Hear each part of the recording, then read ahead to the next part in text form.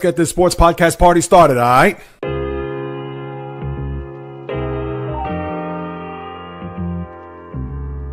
The JAYREELZ podcast. Why don't you wait until July 1st to make an announcement? What a disgrace.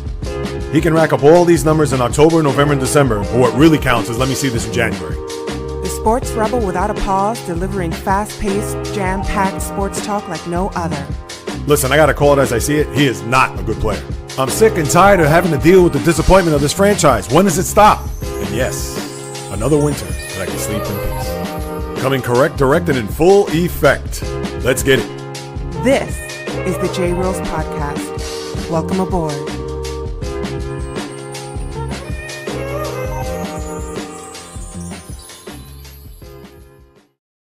What is happening, my good people? Greetings.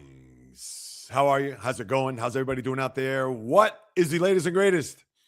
Hope everybody's doing well, feeling fantastic and excellent spirits. We've now turned the clocks up, which means it's time to turn the dial up even further, especially when it comes to talking sports, as the latest podcast is right here, present and ready to go, as this is the JAYREELZ podcast with Joe JAYREELZ. For my first timers, welcome aboard. And for those who've been banging with me going back to the very beginning, somewhere in the middle, even as early as this past Thursday, I welcome you guys and gals back. And boy, do we got a lot to uncover here today. NFL news and notes. To give a shout out to my guy, the novice, this is NFL legal tampering day, considering that we have the official quote unquote new season on Wednesday. And so much has happened here over the last, not even 24 hours, really over the last 5 or 6 hours, which we'll touch on later on, including the big trade that the Baltimore Ravens made for Max Crosby. You know how that sits with me, yours truly, as a lifelong diehard Steeler fan. But I'll touch on the NFL later on. I want to start off with the NBA, the association, and get college basketball in the mix as we're now into conference tournament week. And there is going to be a lot to discuss there. But the main focus of discussion when it comes to the association has to be what has transpired up in Boston. When I sat on my sofa May 12th last year and saw that Jayson Tatum went down, and not that I'm a doctor, not that I automatically 1,000% knew that when he crumpled to the Madison Square Garden court late in the fourth quarter, game 4 of that Eastern Conference semifinals against the Knicks, where he tried to go for a ball, and then OG Anunoby got the dunk there, where the Knicks had a 7-point lead, went to 9. And I thought to myself, I said, he probably blew out his Achilles, because why would he be in that much pain holding that part of his leg or ankle area and think that, oh, yeah, he just suffered a cramp. And then to think that throughout the process, surgery, rehab, countless hours getting himself back to where you heard all the reports going into this basketball season, how he's ahead of schedule, things are looking great, although they downplayed it to think that, oh, he's not going to come back this year. Oh, we got to wait and see. There's no way that we could arguably even think that he's going to be part of the lineup before we even get to the playoffs, let alone play any significant games in the regular season.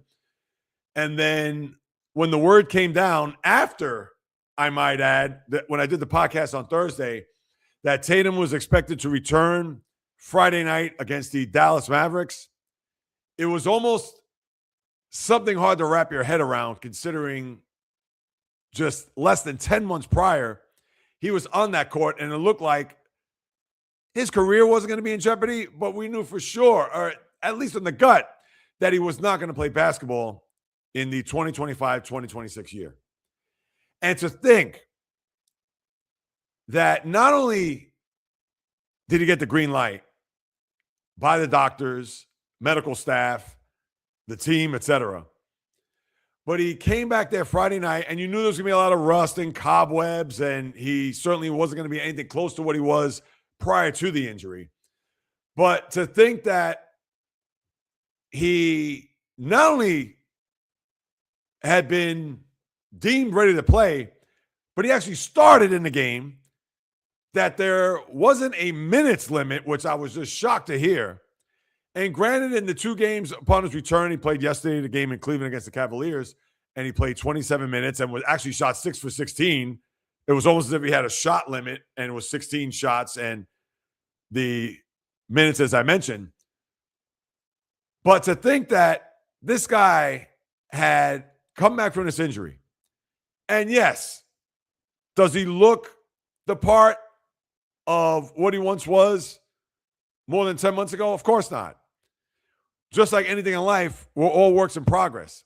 And just to know that he almost put up a triple-double there on Friday, and then yesterday had 20 points, had 3 rebounds, 2 assists. All right, so he didn't get the other numbers, but this is a guy that obviously with this long road back and a lot of self-doubt and maybe even low self-esteem, but he put in that work, just like anything in life. If you put in the work to whatever, career, your health, exercise, diet, you know what the results are going to be.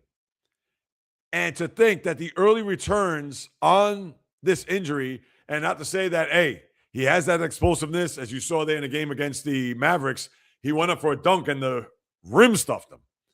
And he is 6'9", so it's not as if he's 6'2" and he's trying to get over the rim. But with all that said, and knowing that the Celtics, as of right this very second, are 3 in the loss, 2.5 back, and mind you that the Pistons have been in a little bit of a skid. They've now lost 4 in a row, including an inexplicable loss Saturday night to the Brooklyn Nets, where they had a 23-point lead and they squandered it. But with Tatum now back, and they have a huge game in San Antonio tomorrow, which is on NBC, of course, I'm going to take a look at that. But now are the Celtics favorites to get to an NBA final? I know it's premature. I know that's a hot take angle question, etc. You know I'm not big on that stuff, but listen, I'm bringing this up now only because if Tatum is going to be now at this juncture of the year where they played, if I do my math correctly, 64 games and they have 18 to go, he came in at the perfect time because I even said that if he does come back, you want to see him back by March 15th to where he has almost a month of games under his belt, not April 1st. Not March 28th.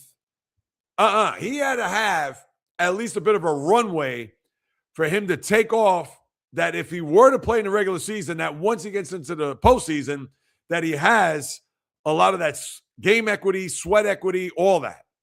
Because even at his young age, and even if he only played a handful of games, it's unfair to him to have to shoulder the load come mid-April and beyond to just automatically think that he was going to be back to the Jayson Tatum of old. He needed to have this stretch, and he has it. And I bring this up now because it's a legitimate question. Are the Celtics title contenders? Can they get to a final? And if he's going to be anything close to what we've seen so far, I would have to say he's maybe 75, 80%. Now, I'm sure he's 100% physical, but this encapsulates everything. The mental, the spiritual, emotional, psychological. Yeah, he's got to get that built up. And he's building it up now. And I'd have to say that as long as this team remains intact, God forbid Jaylen Brown gets hurt or anybody else coming off the bench or Peyton Pritchard, somebody like that, this team has now been thrusted as one that can win the final. And I said this coming out of the All-Star break, that there are only 5 teams, and the Celtics weren't one of them. But now with Tatum there, they have to be one of those teams that can win a final. But you know what? As of right now, I don't think they will. I think they could go to a final. I'm not going to say they will. I'll have to give the Pistons their dap and their respect based on everything they've done this year, despite the fact that they've lost 4 in a row. So I think they're dangerous now. And the league is now looking at the Celtics as a team to be reckoned with come April, May, and June. Now, does this automatically mean that because he has this runway, as I mentioned, and that he's going to be able to build his body back and his confidence, et cetera, that all of a sudden he's going to be that guy that's going to average 28 to 30? No, I'm not going to say that. But if Tatum's going to average 20 to 25, by the time you get to the All-Star break, and as of right now, what? He's averaging 17 and a half, considering he scored 35 points in these 2 games. Yeah, I'd take 22 and a half points a game right now to go along with Jaylen Brown's almost 30. I mean, please, how could you not look at that and think that this team could get to or really deep into an NBA playoff? I mean, you'd be stupid if you don't think that way. So what I'm going to say right now is I think the Celtics have as good of a shot as anybody to get to a final, especially in the East. Can they win the whole thing? I don't think they can. Unless Tatum is going to be Tatum again. Then all bets are off. So right now I can't say that. But it's going to be fascinating to watch here down the stretch to see how he performs, how he continues to get himself acclimated. And then once they tip the ball in the middle of April, at that point, it's almost anything goes. And I'm here for it. I mean, who would have thought less than 10 months later that the guy be on a basketball court playing significant minutes? I mean, 27 minutes. I thought he was going to come back off the bench playing anywhere between, I don't know, 12 to 16 minutes a game. I've said that. I mean, how could you not think that? I mean, he's not coming back from a hamstring or a high ankle sprain. He's coming back from a ruptured Achilles, an injury that takes easily a year to recover from. And thank God for him, because he got the surgery the day after he hurt himself. He said, forget about the swelling, whatever. Let's just go right to it. And to think, if he got the surgery, let's say a month after the fact, there's no way he would be playing this year. None. And that's even that much more hard to fathom that he's come back from this injury in the amount of time that he did. And it's a testament to his will. And I've seen the interviews, I'm sure you have also, where he doubted himself, lots of nights crying and all that. I mean, he is human. And I'm sure Kobe went through it the same way. We know Kobe, that's the Mamba mentality. He's the one guy that you're going to look at, especially in this generation, this era, where he suffered that injury late in his career, I might add, and said, yeah, it sucks. I don't know how I'm going to go through it, get through it, but I got to get through it. And when you have that mentality, that's where winners and champions are born. Not like, oh, woe is me. Why me? I can't believe it. Blah, blah, blah. You know, when you have that mentality that you want everybody to feel sorry for you, then you're going to have that thought process of not trying to get through this maybe as quicker or as mentally sound as if someone is like, you know what? Let's go get this sucker done tomorrow, and I'll deal with it day by day. That's it. The novice, I see your comment there. I'll get to it later on, of course. But excellent point. Now, that's what we got with the Celtics. As far as the league overall, you don't really have, I mean, listen, again, the NBA is going to go through what the NBA is going to go through. It's the final quarter of the season. Right now, everybody's wrapped up into college basketball, and understandably so, because they want to see which teams are going to make it in. A week from today, I'm going to open up with the podcast talking about the bracket, who are the teams that got snubbed, etc. So the NBA is going to kind of get lost in the shuffle a little bit. And this is pretty much their week, even though it is conference tournament week, and a lot of teams are on the bubble with college basketball. Where do they go as far as making the tournament, etc.? Everybody's going to be eyes peeled on that. Well, unless you get a couple of big NBA games on the docket, then people may pay attention. But right now, it's almost like, it just is. I mean, unless you're just dying to hoops NBA.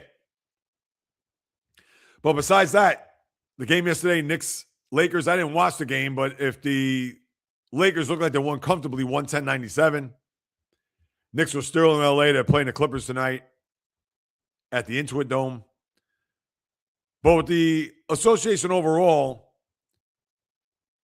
you got the Celtics, and I don't think they're going to catch the Pistons. I know I mentioned that a few minutes ago, despite this little lull. Now, the Pistons continue to trend downward. I can see the Celtics overtaking them. And I think that would be if the Pistons were to lose the home court in the East, I don't think it's going to be a death knell or maybe even a huge blow. But I think it will be, especially if it gets to a point where 1 and 2 are left standing and the Pistons have to play games 1 and 2 in Boston there in late May. So it is too premature to think that, oh, well, if they blow this lead, that it's a devastating or huge. No, but I think it will be a blow if they meet up there in the conference final. And then you have the Knicks and Cavs, which will battle it out for 3 and 4, you would think. And listen, they're still within striking distance of the Knicks. 3 in the loss, 2.5 back right now. You have Orlando now getting to the 6 as they're tied with Miami, but they have percentage points ahead. And then the Sixers now taking a step back. And both Orlando and Miami have gotten into some winning streaks here, 4 and 5 games respectively. And Toronto, who is ahead of them in the 5th seed. Hawks are playing well. They've won 6 in a row. Hornets, after beating the Celtics in Boston last week, have now lost 2 in a row. And they're on a West Coast trip. But they do have, after that West Coast trip, which I believe they lost in Phoenix yesterday. I think they play Portland, Sacramento, and San Antonio. Not easy. Portland, as you know, they got the final spot in the West. Sacramento's a dead team walking, and San Antonio. But after that, they come home, and I believe they play 7 straight at home, Charlotte, and if I'm not mistaken, like 9 of 10 during that stretch. So they have a lot of home cooking after this road trip. So that's something to keep in mind as far as the Hornets go. Bucks continue to get blown out. They got destroyed by Orlando yesterday. And yeah, to me, I think they're a dead team walking. I'd be shocked, even with Giannis there. Although they're 4 in a loss, 3 games back of the Hornets. But with all those home games, and I haven't seen who the competition is, but I think they'd be fine. And then out west, OKC, San Antonio, both with 5 and 4 game winning streak respectively.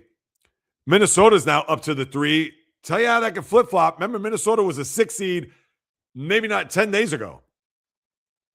Now they've moved up to the 3. Nuggets have gone back to 6. Houston and LA in between. And those teams are separated literally by 1 game. Minnesota, Houston, LA, the Lakers, and the Nuggets. So who knows? By the time we get to a week from now, the Nuggets will be back to 3rd. Minnesota will be maybe 6th. And then the Lakers will be 4th and the Rockets 5th. And again, that 3, 4, 5, 6 is important because you want to try to stay away from OKC. I get it. San Antonio is not going to be a cakewalk by any stretch, but you'd rather take your chances as a 3-6 in the next round to go up against San Antonio, a young team, inexperienced, although very good, as opposed to going up against a Thunder team that if they do get healthy by the time the postseason rolls along, and with them being the defending champ, that could be tough sledding. Then you have the Suns, and they currently have a 4-game lead over Golden State, so they're good in that regard. And Golden State, although they're going to make it into the play-in, but as I mentioned before, you want them to be 8 if you're an NBA fan. If they're 9 or 10 and they're a game ahead of the Clippers as of right this moment, and 3 in a loss, 2 against over Portland, if they're 9-10 and they lose that 9-10 game, that's it. Kaput. Whereas if they're the 8th seed and they lose in Phoenix, then at least they have to fall back where they'll host the 9-10 game. So that you have to obviously keep in the back of your mind when we get closer to the end of the season. But besides that, that's what's happening there with the association. As far as the schedule, tonight, your Peacock games, Denver and Oklahoma City, 7:30, and then you have Knicks, Clippers at 10. Then you have Golden State, Utah, Memphis, Brooklyn, Philly, Cleveland. Tomorrow, NBC is Boston at San Antonio. You know I'll be all over that. the T-Wolves in LA to play the Lakers, both on NBC and Peacock.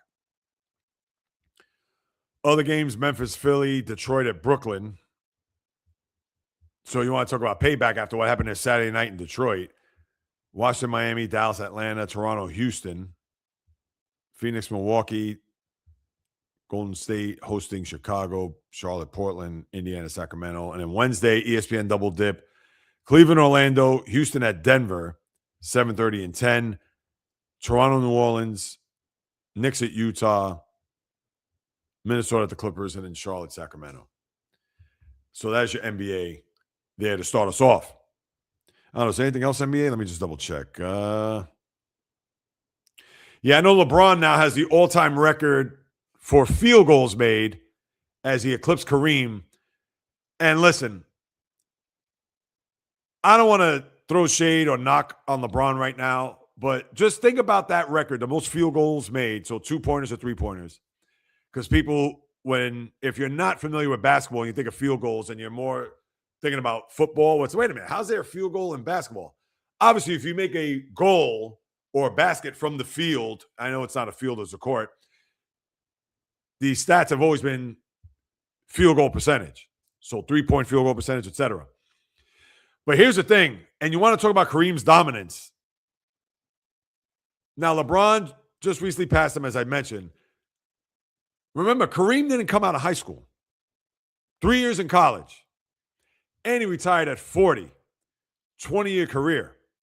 So LeBron actually has, when you think about it, 3 more years in the NBA than Kareem did. But he just recently passed him for all-time field goals made, which goes to show not only how dominant Kareem was and how great he is, but it's almost as if, and I kind of even hate to put it in this context, but think about it. He's almost underrated, which is that's even hard to mention and even think about. Because when people talk about the careers, the people, of course, are going to talk about Jordan, they're going to talk about LeBron. I understand a lot of his recency bias, but people don't realize how extraordinary Kareem Abdul-Jabbar was. So I just had to put that in there. And listen, I watched Kareem more back part of his career, but listen, what more can I add to Kareem that you don't already know? That's what I'm talking about. And I know that may sound like a knock on LeBron, and how can you knock him? The guy's had one of the all-time careers in sports history as far as professional sports, team sports. But as he passed that record, it made me think about Kareem. I said, wait a second. He didn't come out of high school. He ended his career in year 20. Granted, he averaged, like 10 points a game, where LeBron's averaging 21, 22 points a game, which shows how brilliant LeBron is. But he's just breaking his record now in year 23 when Kareem had it for 20 years. So just had to put that out there. Now, as far as college goes, I know it's a big week. Later on in the week, I'm going to get into more about the teams that are on the bubble, teams that may or may not make it. I know I got to go through all of the permutations, etc. I know the one team that a lot of people are wondering is Miami of Ohio. They won in overtime to become 31-0. They won the MAC conference, and we know the conference tournament, etc. this week. And you would only hope, which I think would be a curse, if they were to run the table, end up being undefeated at that point. They'd be what, 34-0, I guess? Maybe 35 tops. I don't know the MAC schedule off the top of my head, but that would almost be a situation where they're going to be doomed to lose. I would almost think that they would want to lose now and take the chances on whether or not they're going to get in, as opposed to running the table, automatically getting in, and then it's like everybody's going to have a bullseye on their back. Because to go undefeated through an entire season in college basketball is next to impossible. And the last time we saw it was 50 years ago when the Indiana Hoosiers did it, Bobby Knight, of course. And since then, we've seen it come close a couple of times.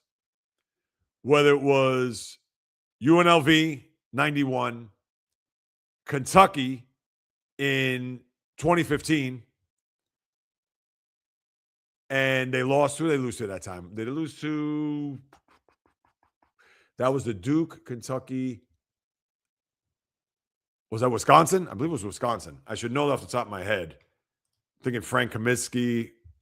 Let's see. Yeah, that was in 2015. Looking that up as I type this. This is what happens when you do live. Yep, there it is, 71-64. And I believe Kentucky at the time, what was their record? If I pull that up, that's right. They were 38-0 because they were going to be 40-0 in a perfect year. And you end up losing, Frank Kaminsky 20-11 in the game. So to run the table for an entire season, like I said, it is next to impossible. But we'll see how that unfolds. One thing for sure, and we're talking about 1 seeds in each of these brackets, and next Monday on the live podcast, obviously we'll go through it. I'm going to open the show with that.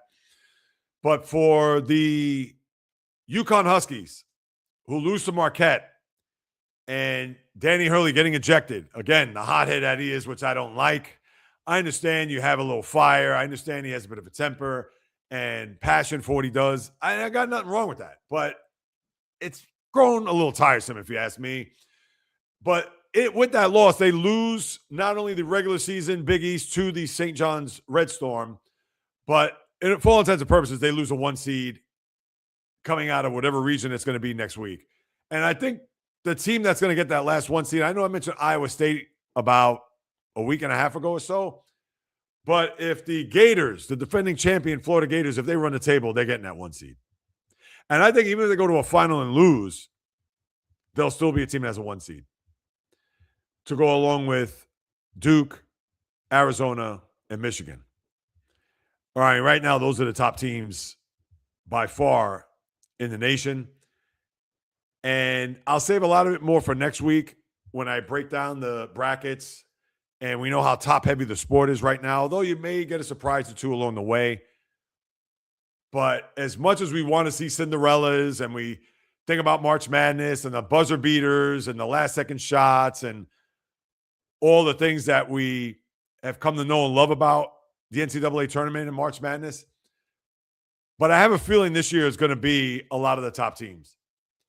You may have a Cinderella or two sneak in, get to a Sweet 16, maybe even an Elite 8, but I don't know if you're going to see a Final Four where you're going to have that double-digit seed. I'm just giving you a little forecast right now because the teams in college basketball that are good and very good, and listen, I understand this is a single elimination tournament. Anything can happen.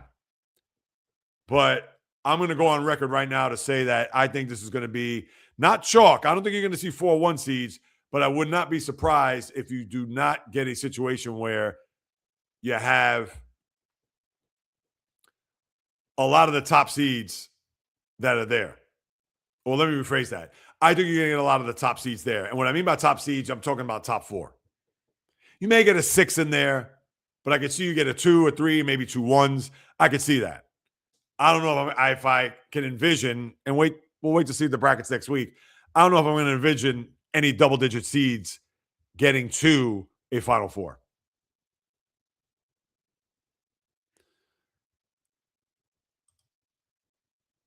Yeah, I mentioned about Florida. And yeah, I mean, I could go through some of these games, these matchups. I mean, listen, I'm going to go talk about Duke beating North Carolina.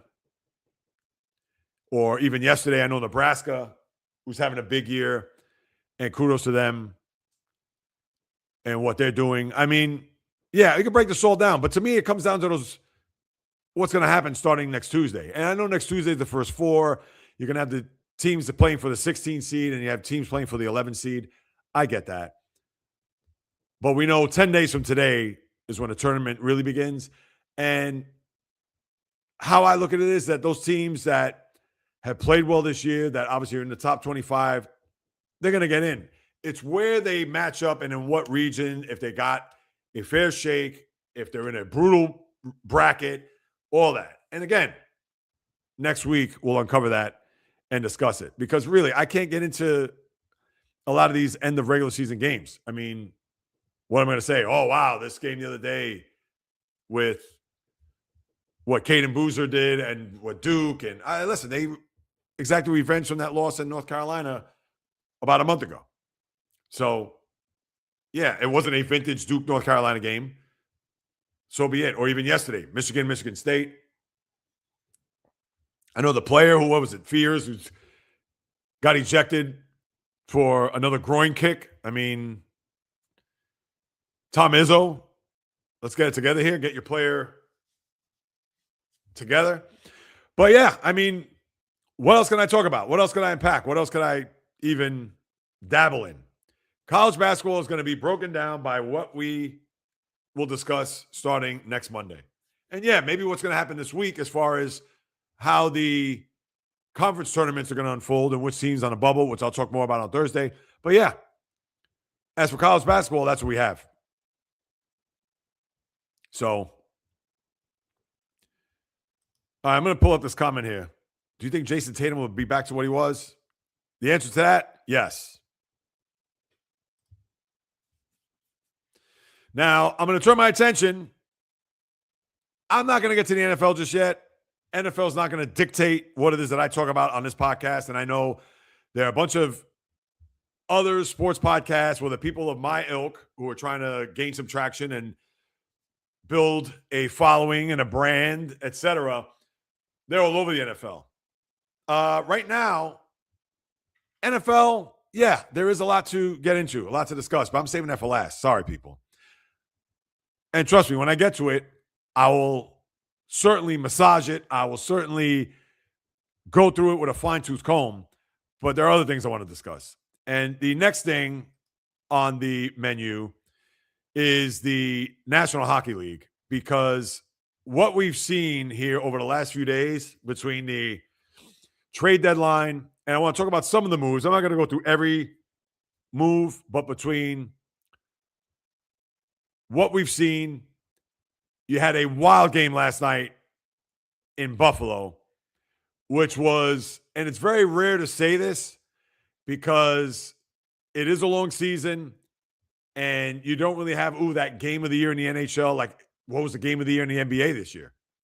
If I even gave you a minute to think about it, you'd probably still be thinking about, wait a minute, what was the game of the year in the NBA? I think there was one game with Denver, maybe Denver OKC, or I don't know if it was OKC San Antonio, but even then, you're not sure. One thing's for sure was the game last night in Buffalo. I'll get to that in a minute. But as far as the trade deadline, which went on Friday, and you had a lot of small moves, some good moves, solid moves. Nothing of the blockbuster variety, nothing of their counterpart in the NBA. It's not like James Harden or Kristaps Porzingis or Jaren Jackson or someone like that was traded. But you had the Sabres make a couple of big deals, which I like. And they also bring in Sam Carrick, who got into a fight last night, which, again, hang on to your hats. I'll talk about that in a moment. They made a few deals before the deadline to kind of shore up their roster, which I thought were big. The Oilers made 3 trades with the Blackhawks to bring in some younger players to fortify their roster to see if they could get back to a Stanley Cup final again for the 3rd straight year. Corey Perry, shocker, trade, goes back to Tampa. And remember, Corey Perry, he's almost a dangerous guy to trade for because, I mean, the guy's what now, 41, 42 years of age? He's been around a million years, won a Stanley Cup in Anaheim back in 2007, and has actually played on 5 of the last 6 Stanley Cup losing teams, dating back to when the Stars lost to Tampa. There was on Montreal when they lost to Tampa the following year. Then lost while in Tampa to Colorado. And he lost the last 2 years to Florida as a member of the Edmonton Oilers. And now Tampa, who's having a big year and trying to get back to a cup, bring him back. And listen, wise move. Why not? Knows the organization, winning player. Maybe not so much winning because he hasn't won on these Stanley Cup teams that he's been a participant on, but still, Tampa knew. Nick Foligno joins his brother Marcus in Minnesota as he gets traded from Chicago, and he's 38 years of age. So let's see what he could add to a Wild team that's trying to go past a first round for the first time forever. Naz Kadri going back to Calgary, going back to Colorado by way of Calgary. Anaheim with two big moves, bringing in both Capital defenseman John Carlson and their forward Nick Dowd. I know my nose is itching if you're watching on YouTube or Spotify. My apologies. But you had a lot of those trades, which I thought were big, especially for Anaheim. I also like Carolina bringing in Nick Delorier, the tough guy there from Philadelphia. Carolina needs some toughness. They need a policeman. They need some beef there in their lineup. And I understand this is in the 90s and the 80s, dating back to hockey of then.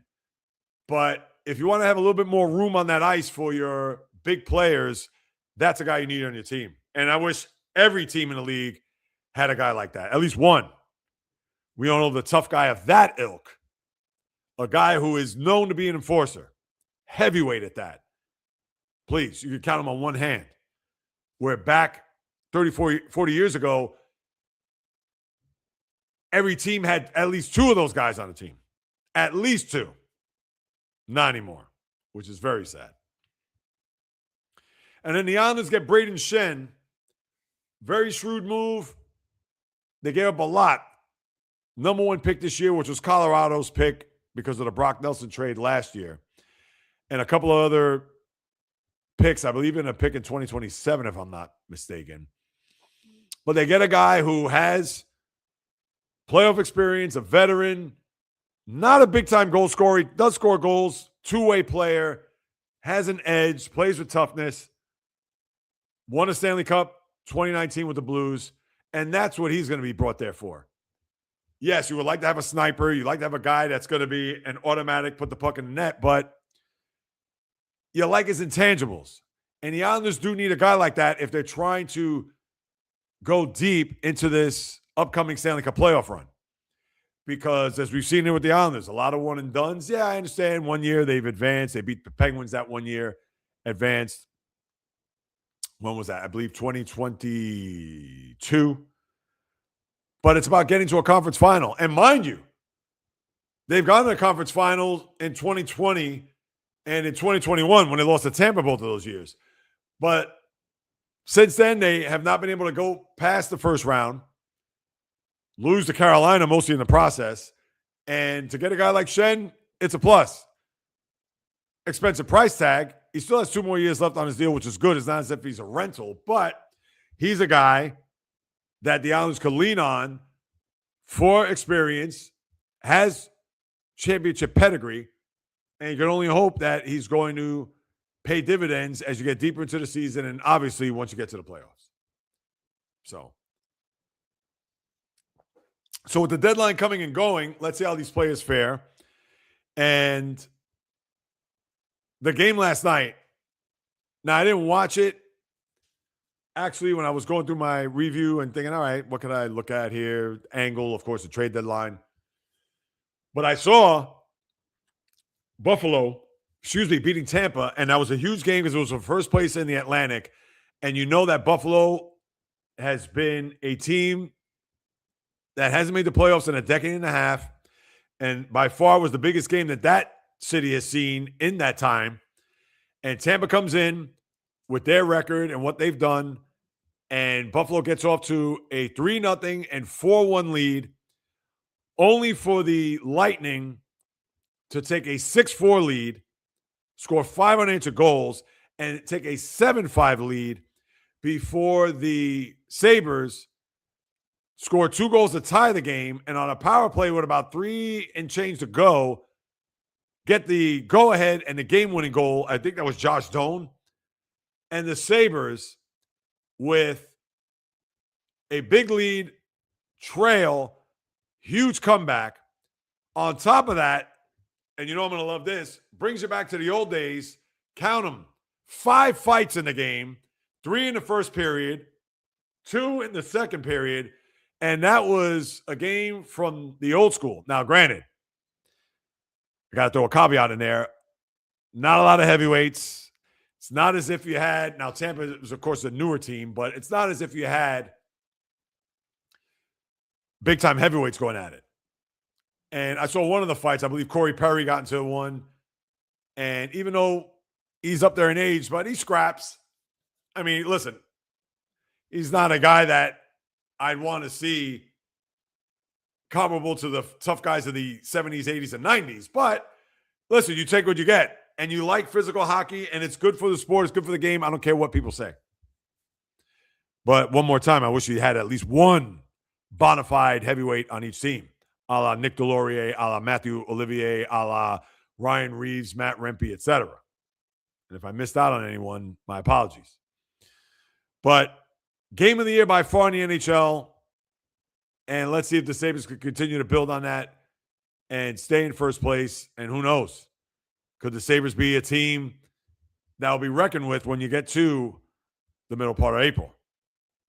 That will, to me, we'll have to wait and see on. Then you had Evgeny Malkin.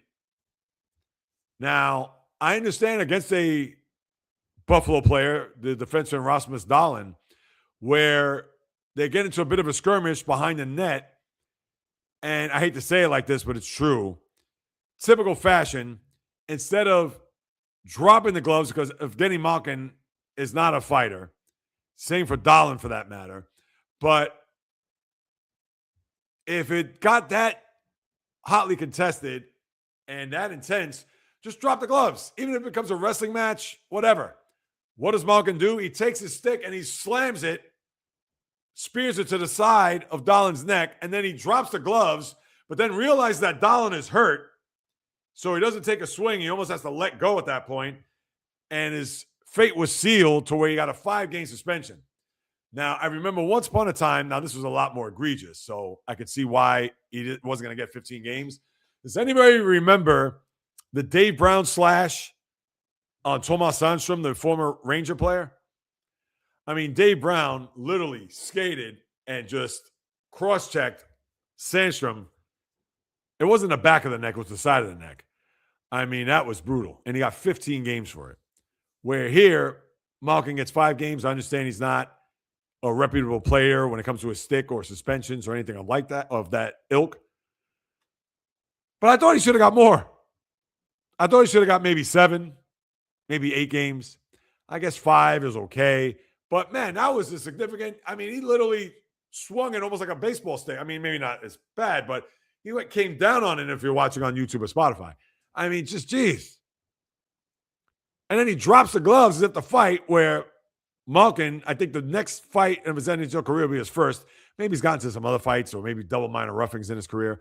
But we all know Evgeny Malkin, if you go up to him, hit him, and he's a big guy too. It's not as if he's some pipsqueak. But, yeah. So I just thought that was terrible. And that's why you need fighting in the sport. You need to have a tough guy. You need that because the stick swinging and all this erratic behavior when it comes to using the stick as a weapon is just terrible for the sport. And then there was some sad news where former Blackhawk, I know he bounced around a couple other teams, but Troy Murray, although they weren't related, but the Murray brothers there in Chicago to go along with Bob Murray, the defenseman. Troy Murray, a very good two-way forward, won a Selke Trophy, maybe won a couple, but had the 1 year, I believe in 85-86, where he had 99 points, scored 45 goals. And for a guy that was predominantly a defensive-minded player, had not a big year, had an enormous year that year. They call him Muzz for short. That was his nickname. Later became a broadcaster for the Blackhawks. Died over the weekend where he had cancer. Started getting treatment for it in 2021. And unfortunately succumbed to the whatever it was. Don't know the extent of the cancer. Don't know if it was lung. Who knows? But thoughts, prayers, condolences go out to the Murray family, the Blackhawks, the NHL. Just a sad, what could you say? 63 years old. It's young. By all means, it's not old. So just sad news there. And as far as what we got with the NHL, as I take a peek, I think everything is pretty much still the same. Yeah, and I'll look at the schedule in a moment. The standings where we sit, and I want to get the wild card up. Sabres, now Tampa has 2 games in hand, despite the fact that the Sabres have a 2-point lead on them. So keep that in mind. Now they're behind the Hurricanes 2 points in the conference overall. So if they do happen to have more points than the Hurricanes, I said Panthers, got Carolina Panthers, the football team, my apologies. Carolina Hurricanes, got to keep that in mind that they are just a 2-point difference there. And Carolina has a game in hand. But with the Sabres winning 7 in a row and overtaking Tampa, let's see if they can continue to do that. The Red Wings are 3 points behind Tampa for the 2nd seed in the conference because, of course, 2 will play 3 in the opening round. And I hate the seeding format, by the way. Just had to throw that out there. We can talk about that as we get closer to the playoffs. Then you have Carolina, 8 points ahead of the Penguins, 9 over the Islanders in the Metropolitan. You have Montreal and Boston, 2 points separate them for the wild card. Then you have the Blue Jackets, 3 points behind the Bruins for the second wild card. Then Ottawa at 71. And then you still have that tie, Philly, Washington, 7 points back. And then obviously it just precipitously falls from there with the Devils 66, Panthers. I think they're done. I don't think they're going to make the postseason. They're 11 points back. I get it that there are 19 games left in their season, but they're going to have to pretty much run an inside straight in order for them to get in the playoffs. I mean, any points fast. And then out west, we know about Colorado, 7 points ahead of Dallas, who are 3 points ahead of Minnesota. Anaheim, with the trade that they had, as I talked about earlier, 1 point over Vegas, who are 2 points over Edmonton, and Edmonton beat Vegas last night in the desert. So Edmonton, let's see if they can get their sea legs. Utah, 5 points over Seattle for the second wildcard spot. And then you have San Jose 66, Kings, Predators 64, Jets 62, and then St. Louis 59. I'll just leave it there. So you know that that's going to be a wild and woolly race to the end. And maybe the same for in the East. As I scroll. Yeah, so you got that cooking in the NHL. And as far as the schedule goes for the week, LA at Columbus, Rangers at Philly, Calgary at Washington, Utah, Chicago, Ottawa, Vancouver.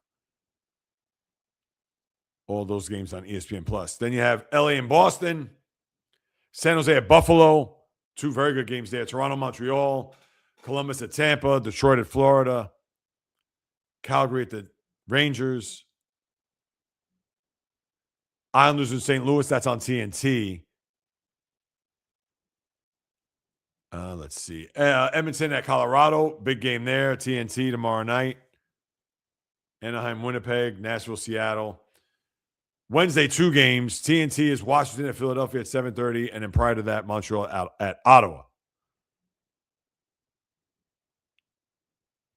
And yeah, and that will pretty much do it for the NHL as far as the schedule goes. Let me just double check. Yes, and anything else happening on the ice? I think that pretty much covers it. All right, everybody. Now I want to get to what is happening on the diamond as I lace up the high tops, or really not the high tops, excuse me. Lace up the cleats, get in the batter's box. And this will be pretty brief because the WBC, which is the only game in town right now, and whomever's hopped on board with the comments, I'll get to them in a minute. I see Cullen. I see a couple others. So hang tight while I get to those. But I have to say I'm into the WBC. I didn't think I would be, more so later on, but you had a bunch of these wild games, a couple of big walk-offs, the Ohtani Grand Slam, them beating Korea. You had the kid from the A's prospect from Puerto Rico get the walk-off against Panama. You had the Netherlands and what they did, Ozzy Albies getting that walk-off. Yeah, I'm here for it. I think it's going to be fascinating. I know USA plays Mexico tonight. I think that's on Fox, which I'll certainly peep that. But really, when we get to this time next week, because I believe, and I'll double check that, I believe that the semifinal game is Sunday night, this coming Sunday. Let's see. World Baseball Classic. Yeah, and if the game is going to be that Sunday night, that will be the semifinal. So you have both games, and then the final is going to be played a week from tomorrow down in Miami for the bragging rights to see who's going to be the World Baseball Classic champ. And let's see. Yeah, Mexico, USA is at 8. All right. Mexico, USA, 8. So with the Classic, how I look at it is that we need to get to the weekend to really see how this is going to shape up. And let me see. The schedule goes past. Let's go Friday. No. You have, Lone Depot Park. All right. So, Saturday you have the 2 games, Houston and Miami. And then Sunday you have 1 game. And then, it's Monday. I thought the final was on St. Patty's Day. But as you know, I'll be here for people. You know it. And I know Tyler Scooble's now come back to say that he wants to continue to pitch in the WBC. This is after him saying I'm going to pitch once and then leave and then come back and then be a spectator so I could be with my Tiger team throughout part of the spring training process. Now he wants to stick around. All right. Well, hopefully he doesn't waffle back and forth again because you know how I felt about it the first time. But, I think it's going to be very interesting how this is going to shake down. Between Japan, DR, obviously what's happening with the U.S. team. I think it's going to be drama-filled. And as a baseball fan, in the past, I never really gravitated to the WBC. And that's not to say I've been watching every second of this one either. I don't want you to think that I watched all 9 innings of Great Britain and the U.S. team on Saturday night. But I've been more invested now than I've ever been with the WBC.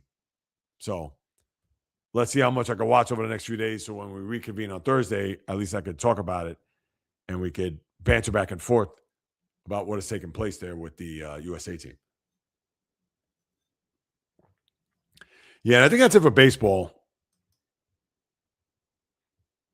South Korea, Dominican. All right. Now, let's do it, people. I'm going to get into the trenches, helmet and shoulder pads, wrapping up here with the NFL. And you've had a lot go down here just this morning alone. Before I get to that, I want to talk about the trade on Friday where Max Crosby shipped from the Raiders. My apologies. From the Raiders to the Baltimore Ravens.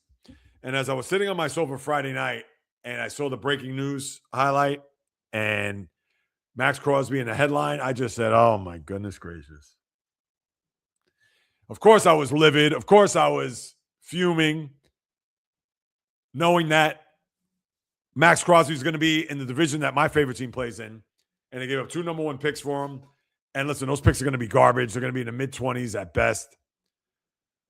But the Ravens, does this mean that Max Crosby is the final piece to a possible championship puzzle? I wouldn't go quite there just yet, but it's a big piece, an enormous piece. Because if you saw the final game of the year against the Steelers and how Aaron Rodgers had all time to throw, that was certainly a big indication that they needed a guy that could get to the quarterback. And I'm sure somewhere in northern New Jersey or maybe even in the Caribbean, for all I know, that the little screwdriver cocktail with maybe some I don't know, choose your preference, calamari or the stuffed mushrooms, they didn't go down well in the John Harbaugh household after hearing that news, knowing that he hadn't had a pass rusher in forever. And then now all of a sudden he's gone and they bring in arguably a top 3 pass rusher in the sport. It's Myles Garrett, Micah Parsons, and he. So, listen, kudos to the Ravens for doing that. That was an enormous trade. That's going to certainly uplift their defense, organization, etc. But they still have to play the games, and let's see how it all unfolds. Well, look at all the stuff that's happened. Tua gets cut from Miami. They got to absorb that just tremendous cap hit. The Dolphins traded Minkah Fitzpatrick, who they just got back last year from Pittsburgh. They said, we'll ship you to Jersey for the Jets. And that return was very paltry. Let me just see here real quick. Yeah, the Jets will send a 2026 7th-round pick to the Chargers, or from the Chargers to the Dolphins. So Minkah, I don't know if he's fallen on hard times. I don't want to say he's fallen off so bad that he can't be that all-pro that he once was. But for the Dolphins to jettison him, and I get it that they got to take this big cap hit, considering dead money, considering that they got to let Tua go.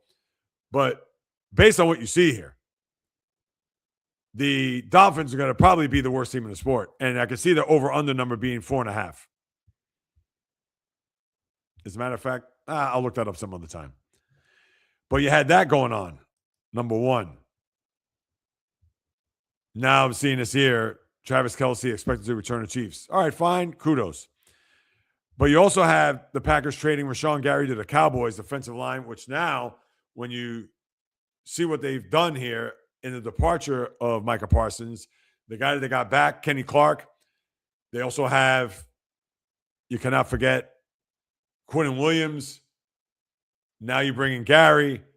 So they're trying to get their defense to maybe not overtake the offense with Dak and CeeDee Lamb and George Pickens. I get that. But I think that was a very good move there by the Cowboys. Yeah, I don't even know what the terms are. Hold on.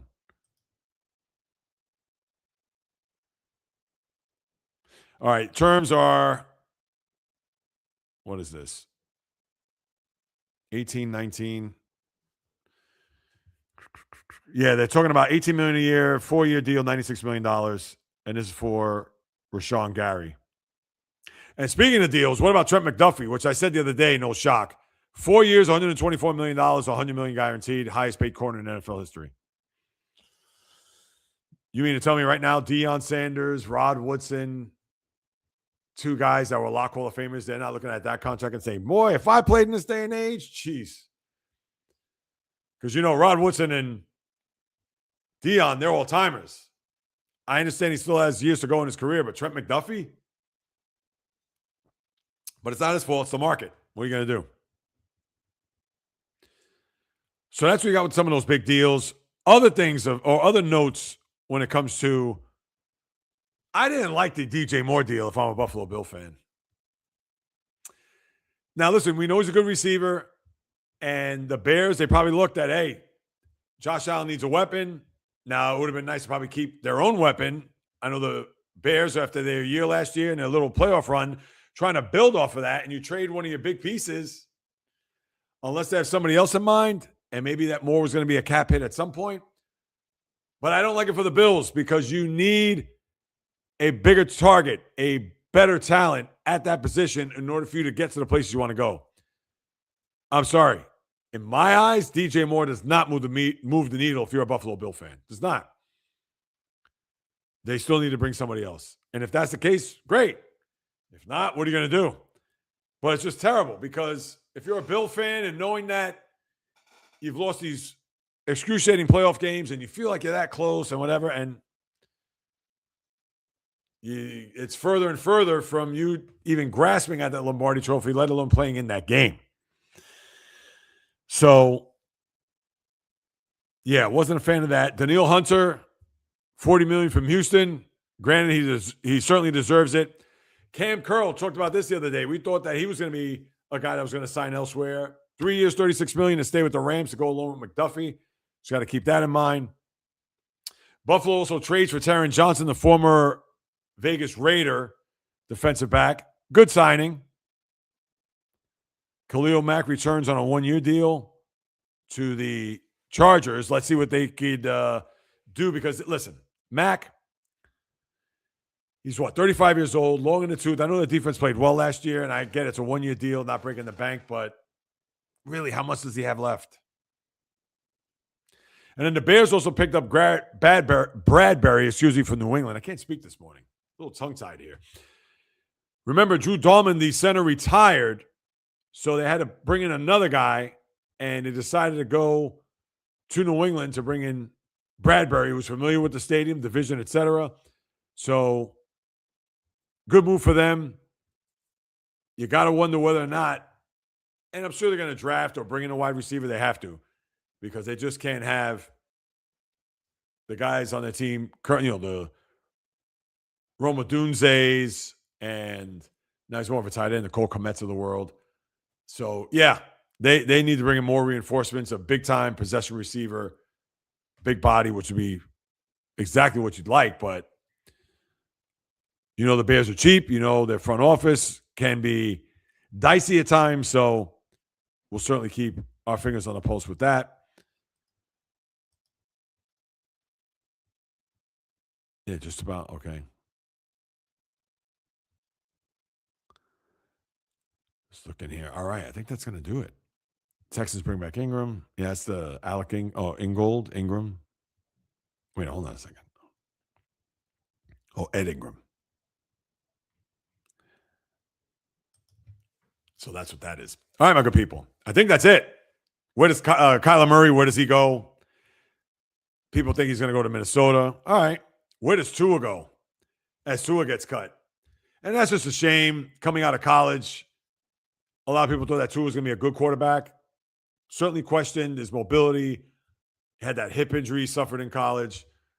We know about his arm. Has to get it to the target, timing, offense, etc. I can't tell you where he's going to go, or Kyler Murray for that matter.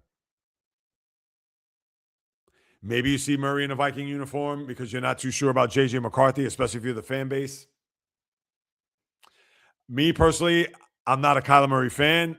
If I'm the Steelers, I don't want him. Same for Tua Tagovailoa. But what the Steelers are going to do, and they re-signed Asante Samuel Jr. to a 1-year deal. They needed another cornerback in the mix. So definitely not hating on that. But I think that'll do it, people. As I'm looking at anything else. Nope, that'll do it. Wait. Oh, okay. Just making sure I got everything off my chest. And now it's up to you guys and gals as I pull up the comments. All right, Cohen Cannon. I know I answered this earlier, but Jayson Tatum will be back to what he was. Yes, he will. No, that's okay, Val. It's all good. Let me see something. All right. Yep, exactly. Steelers. Cullen, what do you think about Tatum's comeback? I mentioned at the top, it's extraordinary, fantastic, whatever you want to throw in there. Just knowing that he's back playing meaningful basketball, less than 10 months from an Achilles that takes minimum a year to not even heal. Ugh. What else we got?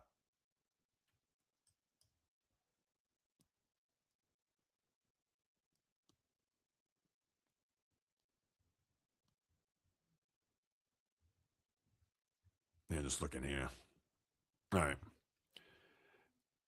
Michigan man, that's right. That's J-Rod. Let me see. Hold on.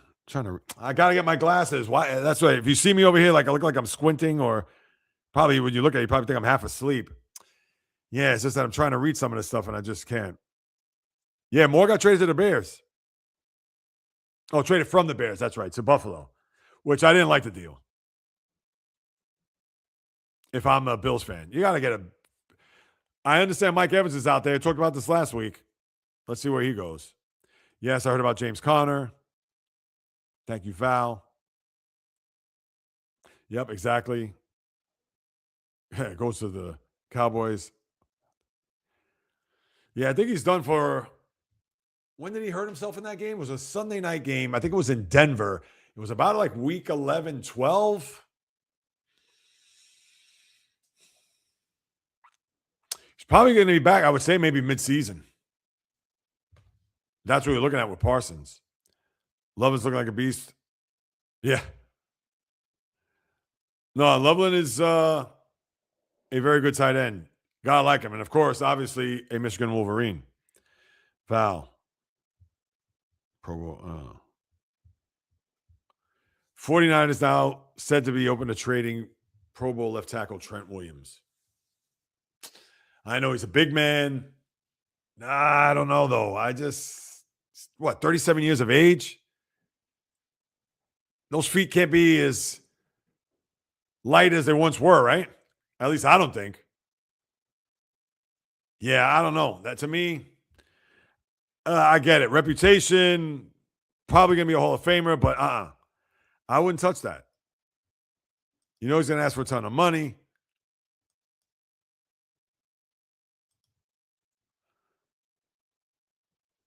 Let's see what else I got here. Oh, that's it.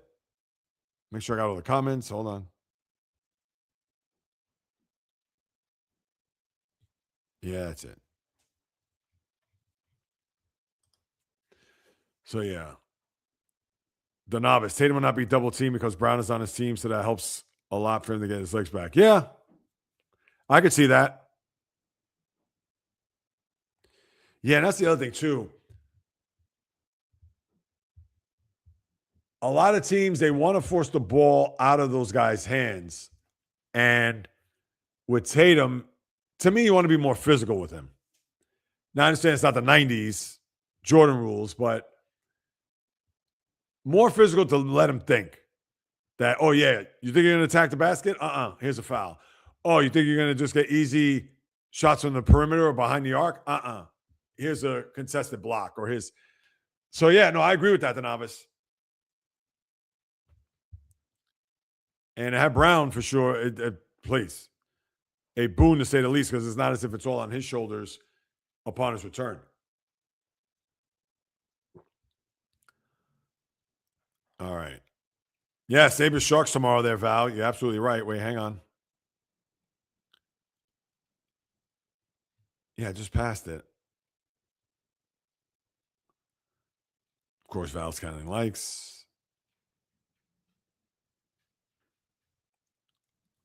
Yeah, just scrolling here. All right. Yeah, I don't know, people. Is there anything else that's on your mind? Because that's, let's see what's happening. Anything else pop up here? Because I don't know what else is happening in sports. I mean, I kind of gave you the laundry list of what's going on, schedules for this week, WBC, NFL. Obviously, he's already percolating with all these moves. Yeah, the Minka Fitzpatrick thing, that's puzzling. Jets got him. And listen, he's an upgrade. Why did Dolphins trade him again? I don't know. I think he has one more year left on his deal. Maybe, I don't know. They didn't want to extend him. Who knows? Kelsey tells Chiefs he's back for 14th year. All right. I don't think that's a surprise. Yeah, that'll pretty much do it, people.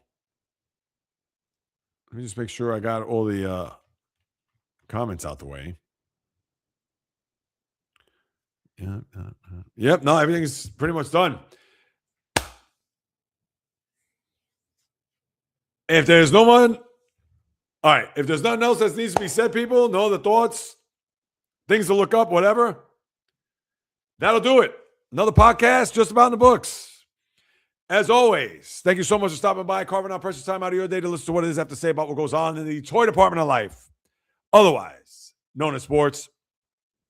And if you haven't done so, please subscribe, rate, review on Apple, Spotify, those two in particular, or any other podcast platform that you listen to. For those who just like to put the podcast in your earbuds while you're working out, running, whatever it may be, running errands for that matter, or for the visually inclined, if you like to, please subscribe on the YouTube channel right here at JAYREELZ. So you get the latest and greatest. You get my daily shorts. Obviously, the live streams coming at you. 3 of them in a week. The podcast pregame, more than that, now that I think about it. Yeah, you got the 2 pods. You got the live stream and the podcast pregame. So you got 5. And in this month, I'm doing my 31 days of live streaming. It's already day 8. Already got that one in the books if you haven't been paying attention. So with all that being said, the little engine that could, as I continue to blaze a path and trail in this podcast universe, if you can hit that subscribe button, I would sincerely and gratefully appreciate it. And if you want to hit me up with any questions, comments, suggestions, you can do so at the following social media accounts: Instagram, TikTok, Facebook, the JAYREELZ Podcast, or JAYREELZ on Instagram. Twitter, JAYREELZ1 just the number. Twitch, JAYREELZ1 just the number. The old-fashioned way, the JAYREELZ Podcast at gmail.com. I'll be more than happy to follow up with any questions, comments, suggestions, whatever that may be. Because whether you do or do not know, this is what I love to do, people. It's in the blood. It's in the DNA. Talking sports since birth. That's right. Going way back to when I was a wee little pup. Because where else are you going to get all these sports in one podcast in roughly an hour? 1 hour. A little bit more, but you get the drift. Because as long as I sit in front of this camera and microphone, I promise I'll deliver nothing but passion, fire, energy, fury, my thoughts, opinions, critiques, praise, analysis, feelings on anything and everything that happens on the world of the diamond, ice, gridiron, hardwood, golf course, racetrack, tennis court, boxing ring, octagon, you name it. My lips to your ears, from my heart to your soul, from where I am to wherever you are. The JAYREELZ Podcast always comes live, correct, direct, and in full effect. From the South Bronx, the South Beach, the South Central, the South Pacific, and all points beyond. Peace, love, and God bless everybody. Until next time on the JAYREELZ Podcast, on the flip, baby. And Val, I got you. Ben Seraplis is available to play. All right, sorted on X. Drew Gilbert. He's the former Met farmhand in the Verlander trade. And then they traded him in the, what trade was he in? Last year. Was that Taylor Rogers? No. Yeah, Taylor Rogers, Giants. Yep, for spring training. Oh, look at this. Olamides Zacchaeus. Yeah, he was the Chicago Bear. Yep. So look at that. He's going to go to the Falcons. And Falcons already have a ton of weapons as is to begin with. Drake London, Bijan Robinson, Kyle Pitts, who hasn't had the career a lot of people thought he was going to have with the Falcons. And then your quarterback. I also just read that the Falcons may be interested in Tua. So look at that. You have 2 left-handed quarterbacks on the roster if that's the case, with Michael Penix being number 1, as you know. So, all right, people. So that's what I got. Again, enjoy your Monday. I'll see you Wednesday, or I'll see you tomorrow on a live stream. Don't know what time. It's going to be warm in the Northeast in New York. So you just have to, that's why you got to subscribe. So you hit that, get that notification bell going to make sure that anything that pops up, you'll get it. So you can tune in and listen to what it is I have to say about what's going on, sports, etc. So until tomorrow, everybody, and obviously Wednesday live stream as well. Peace, love, and God bless. On the flip.